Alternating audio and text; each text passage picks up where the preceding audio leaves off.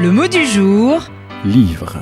Nissim Sultan. Ze Sefer Toledot Ha'adam. Voici le livre des aventures humaines, reprend la Genèse. Depuis, l'homme, à l'image, être pensant, animal social, créature, se joue dans le livre. D'abord, l'être pensant. De toute chose, il a toujours fallu rendre compte, répondre à tous les pourquoi. Entre autres, pourquoi l'homme sait et ignore. Voici le livre. Dieu a donné à Adam, prétend le Zohar, un livre qui contient le savoir total. Par lui, Hanoch, tel Plotin, devient ange au lieu de mourir. Et si les hommes l'avaient gardé, ce livre, ils auraient su tout sur tout. Soigner, voyager, dominer. Mais les livres se perdent et tout s'explique. L'ignorance est le temps long de l'histoire. La curiosité des hommes, ses intuitions et ses immenses capacités cognitives. En somme, les livres absents prédisent la science. Voyons ensuite l'animal social. On peut rompre par le livre.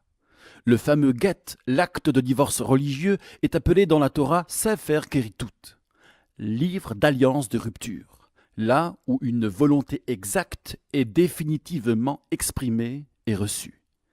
Ainsi, les grands esprits ont pu, en aiguisant leurs propos, se combattre à coups de livres, non sans frustration, car il faut répondre par un livre ou brûler le livre adverse. Mais avec quel succès? Platon croit détruire Démocrite, Saint Louis le Talmud. Enfin, l'homme créature. Dieu lui parle par le livre.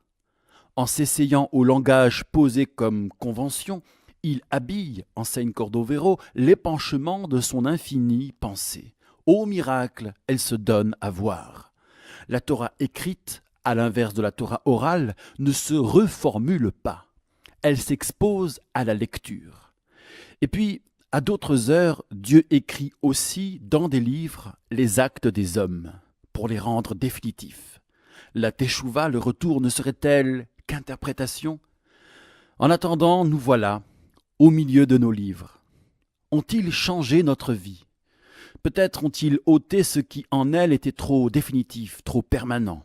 La vie continue autour d'eux, dans toutes ses fureurs. Prends garde, mon fils, conclut l'Ecclésiaste, de ne point trop faire de livres. À la longue, ils nous épuisent. C'est vrai, les livres ne sont pas la vie. Mais en figeant une connaissance, ils rendent la vie à elle-même, et l'homme à son aventure.